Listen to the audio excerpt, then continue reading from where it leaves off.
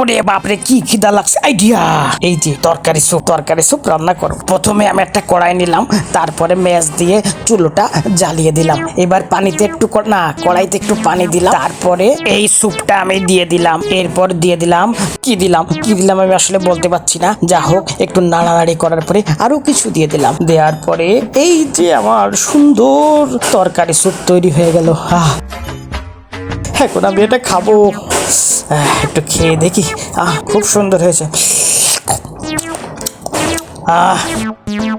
এই আপনি এটা কি খাচ্ছেন?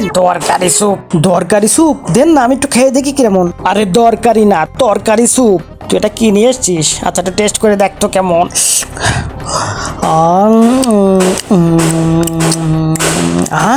কি সুন্দর, অপূর্ব। আমার দরকারি স্যুপ, আমার দরকারি স্যুপ নিয়ে গেল রে।